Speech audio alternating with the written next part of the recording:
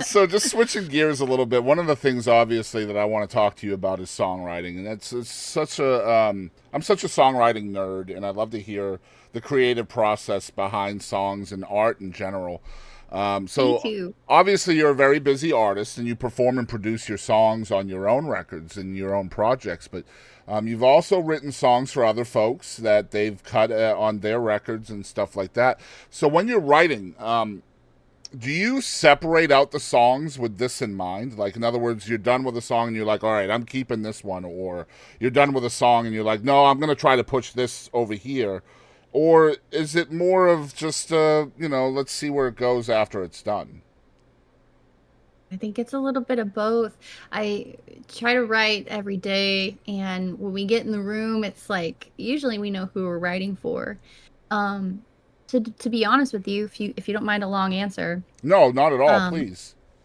when I first kind of got to Nashville, there were a lot of artists that got record deals because they were writers. You know, Maren Morris had a cut or two as a writer before she was signed as so Luke Bryan, Casey Musgraves. Like a lot of these artists had publishing deals first. So for a while, I thought Josh that's what I was Turner's supposed another one to do. that's very, very well known for that. Yep. Yeah, exactly. A lot of them. You'd be surprised.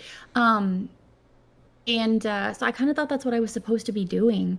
And my dad literally wrote till the day he died. So I know how to write. That's my thing in life. I love to write. But there is a little bit of like a time frame with an artist, right? Mm-hmm. Like it or not. So when I got here, I wrote. I didn't care who it was for.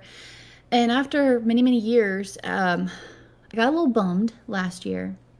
I think all artists probably go through similar things. Nothing seemed like it was happening. I felt a little lost, felt a little stuck. And I kind of felt like people wanted to write with me, but not for me as an artist. And I kind of had to have a come to Jesus with one of my friends. I was really emotional and I was like, I don't think anybody believes in me anymore. I think I've lost my chance.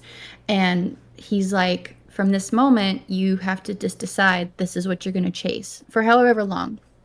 So I did. From that moment, I kind of just spoke to the universe and I was like, I need to chase my own music right now. I just have to. It's weighing on my heart.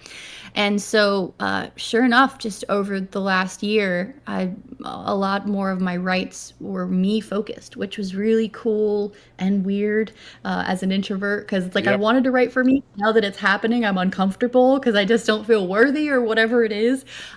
But it's been really amazing, and some really amazing songs have come out of it. So definitely still writing for other people. When we get in the room, other artists that I'm excited about, I love, love, love to write. So that's so fun. But being able to have people come in the room and they want to write for me, like just mind blowing. And that's really cool that I was wrong and people do believe in me and love my music. And that was a stupid little thing that we had over there, but we're not going to think about that again.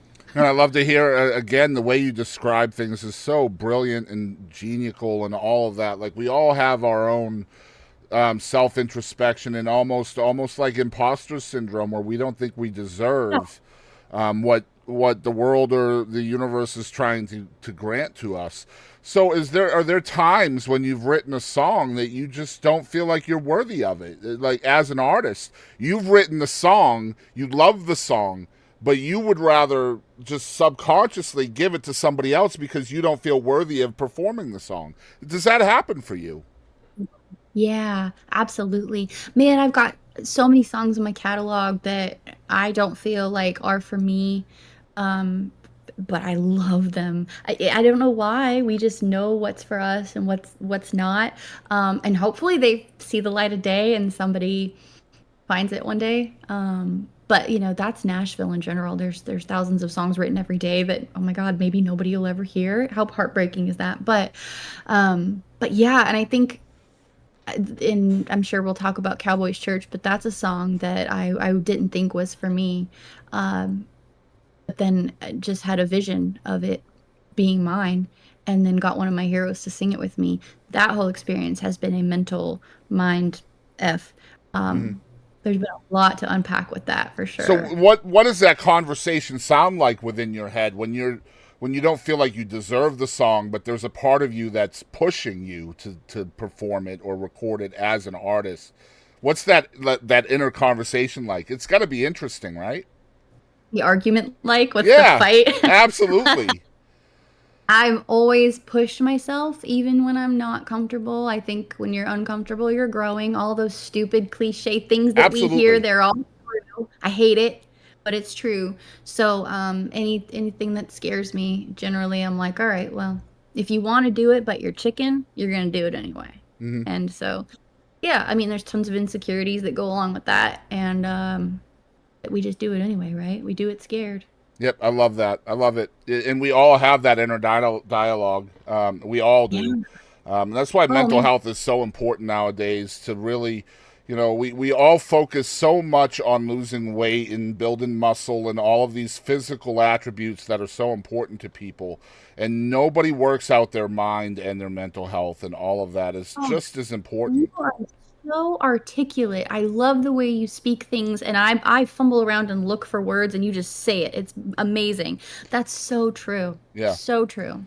And so, I mean, for me, just personally speaking, I try to put things into my ears that put me in a good place and not a bad place. So if I find myself going down the wrong river, so to speak, then I try to put something into my ears that's going to make me not necessarily see the surroundings that I have in front of me right now and maybe take me to a different place that's a little bit more copacetic for my mental health rather than Like what? what Like books or music or whatever, whatever. yeah, whatever it might be, whatever, we all have our go-to's, right? Like for physical health, our go-to's are to go walking or to go to the gym. We have to have those go-to's for our mental health too, whether it's just quiet time or whether it's yoga or meditation or praying or whatever it is. I don't feel like people go to those places enough because they don't think their mental health is quite as important as the way they look or feel. You know what I mean? Oh my gosh, no, you're giving me insight right now. I'm like, where do I go? I need to do some searching after this, some internal time. Yeah, it's important, I think. And like I said, it's easier to tell somebody else about this stuff too, rather than making yourself believe it, right? So like, yeah. Yeah, and I think too, we're so guilty for whatever reason of just thinking that if you think someone's beautiful or talented, you just assume, well, they know they're beautiful and Hmm. talented. They don't have a care in the world. And it's like, oh man, honestly, sometimes I think the more talented people I've met, the more insecure they are. Once you get to know them and they reveal some of that internal stuff, you're like, what? Hmm. You thought that about yourself? That's crazy. It's weird. Yeah, I learned a long time ago. I don't know how I learned it or whatever, but I'm so happy I did that. Just to like a short, kind, sometimes awkward moment between a person and another person that I've never met. For example, like just going to the McDonald's drive-through, right? Like that person in the drive-through could be having the worst day of their life. They're working at McDonald's. It's not a great job, entry-level job. And just having an awkward moment where you find something about that person to give encouragement about and take that awkward moment, that's so much fuel to that person, right? It just Absolutely. so and Yes. I feel like as human beings we're really missing out on those awkward moments that we could really make someone's day just because we're afraid of the awkward, right? Yeah, and I wish we could dig into like, well, why do you feel awkward? Why are you Mm, avoiding that? Because you don't know how they're going to respond, I guess, but generally they're going to respond positively, so it shouldn't even be awkward. yeah. But yeah, beautifully put. I always try to do that too. I always try to give somebody a little compliment or whatever. I try to spread the sunshine because there's just not enough. Yep, Very absolutely, and important. that's why I do it as well. Like, I have a motto. Actually, you can't see it, but I have a poster right over here with my logo on it, and my motto is "Love is contagious." And I've been Oh, saying it's been since the pandemic when everybody was talking about COVID and this and COVID that, and that's I said, you know what, love is contagious too. Let's stop being so divided, and let's try. Kindness is effortless too. Like it takes no effort to be kind, and it takes so much effort to be angry and to be negative and amen. toxic. So I try to live Amen, that man. way. Yeah. You're a blessing to this world. Keep it up. Oh, thank you.